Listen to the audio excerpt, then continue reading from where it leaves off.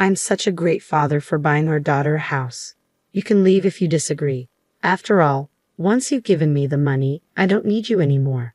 Those were the arrogant words of my husband, who made the unilateral decision to buy a high-rise condo with my money. But it turns out he had a shocking plan in mind. As soon as I heard it, I retaliated without a second thought. I went to my room and brought out our divorce papers. "All right, here are the divorce papers." The look on my husband's face was priceless when he saw the divorce papers. I suppose he never imagined I'd have them ready to go. But the real counterattack was just beginning. I couldn't help but smirk. "My name is Lily Johnson. I'm a 50-year-old office worker who has loved the Japanese language since my student days. I can carry on a casual conversation in Japanese without any issues. When I was 23, I married for the first time. Unfortunately, my husband left this world just 6 months after our wedding. The cause was a traffic accident. He was hit by a drunk driver. Back then, I couldn't accept the harsh reality and lived my days with a gloomy face. I received $500,000 in life insurance money after my husband's death, but no amount of money could bring him back. During the darkest times of my life, I was comforted by a man named Ethan Johnson. He was a coworker at my company who would listen to my story for hours on end. Over time, I found myself falling for him, and we married when I was 25. I never forgot about my first husband. I still vividly remember the times we shared, and I decided to keep the life insurance money untouched for emergencies. A year after marrying Ethan, we had a daughter, Mia. Maya is now an illustrator living on her own. With her grown up, one might think I'd have a peaceful life with my husband, but that's not the case. Our relationship started to deteriorate when Maya was in her junior year of high school because we couldn't agree on Mia's education.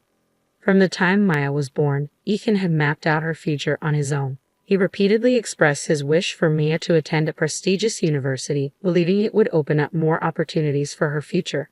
He even enrolled her in tutoring services since elementary school.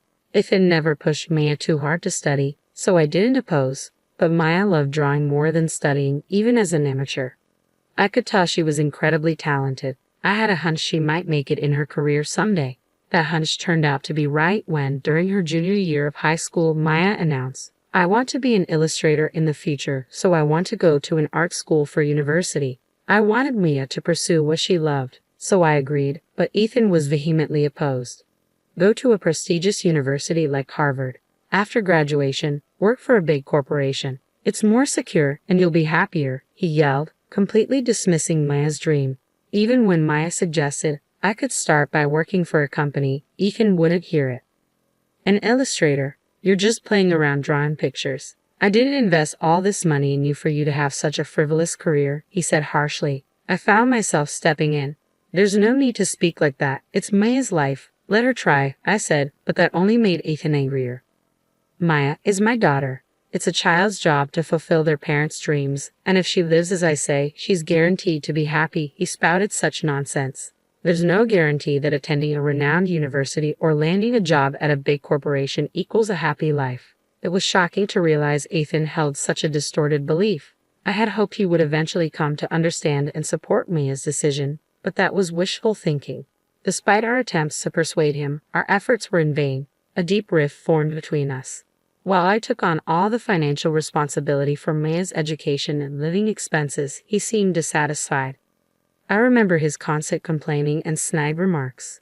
Despite all this, Maya was admitted to her first choice art university and worked hard on her studies. She landed a job as an illustrator at a certain company and started living on her own.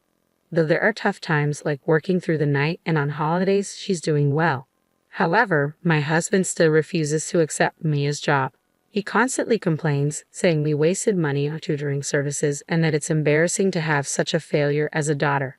I thought his views would change once he saw Mia standing on her own, but there's not even a trace of that. He's also been harsh towards me for siding with Mia. He yells about the food tasting bad or the cleaning not being done almost every day, despite not being able to do any housework himself and leaving it all to me. At this point, I realized that this was his true nature. He seems to be the type of person who can't stand when things don't go his way. He was kind when Maya was obedient, but changed dramatically when she expressed her desire to become an illustrator. It's probably due to his personality. Being at home was painful for me, and the company became my place of comfort. We work at the same company but in different departments so we can avoid each other. This made it easier to endure the growing tension at home. I received a certain offer, and hearing it, I made a big decision. One day, my husband suddenly said something unexpected. I've decided to buy Mia a brand new high-rise condominium. Maya is still my precious daughter, after all. I want her to live somewhere nice. I've already started the paperwork with a real estate agent. Despite his contempt for Mia, this sudden turn of events aroused suspicion. Moreover, I wondered if he had the money to buy a new high-rise condominium. Seeing my reaction, he smirked. Don't worry, you're the one paying for the high-rise condominium. What? Hold on a second. You can't just decide something like that without discussing it, I retorted. Ethan just scoffed. I know you've got $500,000 from your previous husband's life insurance, right? You can buy it with that.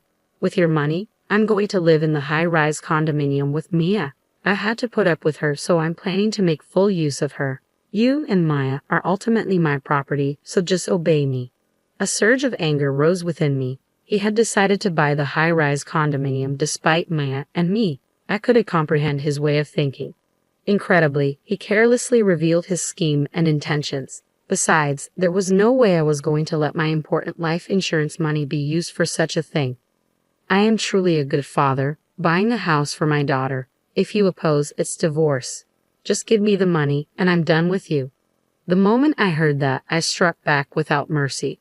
I went to my room and brought out the divorce papers. Fine, here are the divorce papers.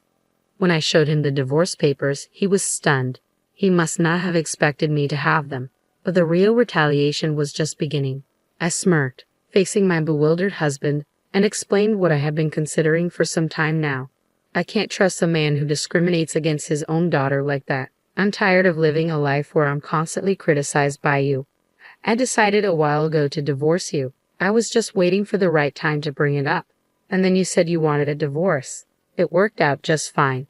He must have intended the divorce talk to be a threat. Completely flustered, he stammered, you see. Ignoring him, I filled in the divorce papers. Come on, you write it down too. You want to be free from me too, don't you? When I urged him, he reacted in rage. What do you mean, divorce? It was just a joke. What are you thinking, bringing out divorce papers? Hearing that, my anger reached its peak.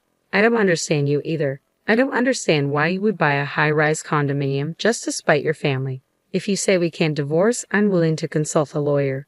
Begrudgingly, he filled in the divorce papers, but he was furious, saying, Remember this? It seemed like he would retaliate in some form if I stayed in the house.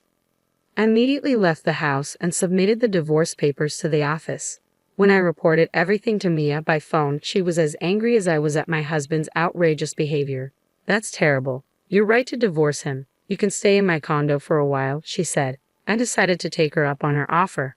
That night, Maya and I discussed and planned our retaliation against my husband. About a week later, on a day off, Maya and I visited the house where my husband, or rather ex-husband, lived. Even though I had been living there just a week ago, it felt like someone else's house.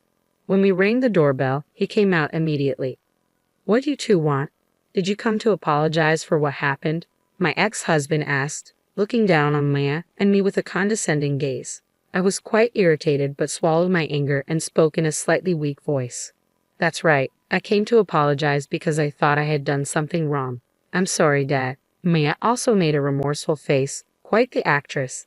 However, my ex-husband didn't realize it was a performance and seemed genuinely pleased. I see. So you've decided to reflect on your actions. I'm happy. However, he seemed curious about the bags we were carrying. What are you doing with all those bags? We were carrying bags that were filled to the brim in both hands, tied up so you couldn't see inside. I took a stack of $10,000 bills from one of the bags. By the way, this was real money. I thought it was wrong what I did to you, so I decided to give you my late husband's life insurance money. You can live in the high-rise condominium with Mia using this money. There's $500,000. Can you put it in the safe?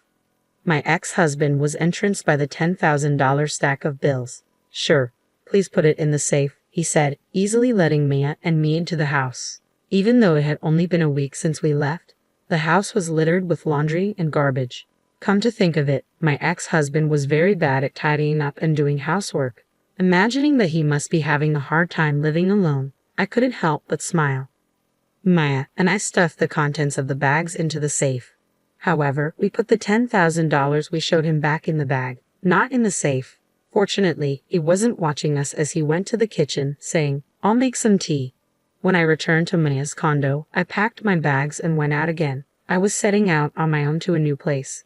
"Take care, Mom." Maya saw me off with a smile. "I'll contact you when I settle down. Take care of yourself, Mia." I left Maya's condo with a smile on my face. 2 days later, I was asleep in my new home. When I received a call from my ex-husband, he asked, "Hey, what happened to the $500,000? There's nothing but garbage in the safe." As I burst into laughter, I thought to myself, he really took a while to figure it out, huh? My ex-husband had neatly fallen into my trap. The majority of what was in those bags was simply scrap paper. I had rolled up unwanted newspapers and filled the bags. I told him that each bag contained $500,000, but that was a lie to gain his trust. I did prepare $10,000 in real cash from the bank. That money was immediately returned to my account, so I had nothing in hand. If he had asked to see the content of the bags, I was ready to show him, scoffing at the absurdity of the situation. But he was fooled by just the sight of the $10,000 and didn't suspect a thing until now. "You've treated Mia and me horribly. I think it's fair to return the favor. If you want to hold a grudge, hold it against your past self, not me," I said. Desperately, he responded. "I understand I was wrong. Can we live together again? I can't afford the high-rise condo, and I can't manage the housework. My place has turned into a trash heap." Taken aback by his self-centered plea, I retorted, "I'm not your ATM or your housemaid. You're an adult. Figure it out. Besides, I'm in Japan now. I can't come back to you." That's right. I was now living in Tokyo, Japan. This wasn't a mere overseas trip. I received an offer to work abroad for my company and decided to take it up. I've always wanted to work overseas, and I love studying Japanese. The offer that came before our divorce was this opportunity to work overseas. Once I heard about it, I decided to divorce him and live overseas. I could live my dream and get away from my ex-husband. It was killing two birds with one stone. I had told Mia, but kept it from my ex, who was clearly taken aback. "So, that's why I haven't seen you at work recently. Why didn't you tell me?" he asked. "Why should I? We're in different departments, and we're strangers now. Oh, by the way, Maya has something she wants to say to you. Tomorrow, we'll call you at 8 p.m. your time using a messaging app." All right. Is Maya going to live with me?" he asked. "We'll see. Wait until tomorrow," I said, hanging up, but I knew what Maya was going to talk about. I was looking forward to seeing his reaction as I drifted off to sleep. The next morning, I had to get up fairly early due to the time difference, but it couldn't be helped. I started up the messaging app and video called my ex and Mia. Maya started expressing her feelings to her father right away. "I loved you when I was a kid, Dad. I respected you as a parent and loved you from the bottom of my heart," Maya said. Ethan looked pleased to hear that, but Maya's speech didn't stop there. "But that's all in the past. You outright denied my career path, Dad. That's when I realized your true nature. You just wanted to control me, and there's no love in that. I hate you now, and I don't want to see you again." "This call is our final contact," Maya declared. Upon hearing that, my ex seemed to be on the verge of tears. "Don't say such things," he pleaded. I had expected him to get angry, but this reaction was surprising. Maybe he assumed Mia would love him no matter what, but Maya's harsh words continued. "This is how I really feel, Dad. You need to reflect on how you hurt Mom all this time. Also, I moved out, so there's no point in going to the apartment where I used to live. Don't use detectives or anything to forcefully find out my new address." That's all I wanted to say. I also told him something I had forgotten to mention earlier. I had explained the circumstances of our divorce to our workplace relatives and your parents. I don't think relying on them will do you any good. Well, goodbye. Once Maya ended the video call, I also ended mine. My ex-husband was pleading, "I'm sorry. It's all my fault. I apologize, so please give me another chance." But I didn't care about that anymore. Later, when Maya and I talked, she said, "I feel so much better now that I've said what I wanted to." I felt relieved after seeing my ex-husband in distress too. Apparently, it became uncomfortable for my ex-husband at his workplace. Though he resigned, he was disowned by relatives and his own parents. He couldn't buy the high-rise condominium and had to cancel. Moreover, he caused a scene at Mia's workplace trying to call her out at the reception desk. He was immediately locked out and banned from the premises. My ex-husband, who kept repeating his selfish behavior, ended up losing everything instead of gaining anything. He seems to have lost all his energy and is now living as a recluse at home. A colleague wanted to ask him something about the handover of work and tried to contact him, but he didn't answer. The colleague went to his house reluctantly, where he found my ex-husband looking lifeless with a thick beard. He looked like a ghost, and a bad smell was coming from the room. According to the colleague, his house is probably in a state of garbage dump. Looking at my ex-husband living such an unfortunate life, I couldn't help but think he got what he deserved. On the other hand, I am enjoying my job overseas. I do hit cultural barriers being surrounded by foreigners, but I overcome them by carefully communicating. I can use my proficiency in Japanese, and I'm really glad I transferred overseas. Maya is working hard as an illustrator, and it seems like she's been given some big projects recently. I have a lot of meaningful work, and it's fun, she said over the phone. It's a joy for me as a parent to see my daughter doing what she loves despite all the hurdles. Both Maya and I are starting to shine in our lives.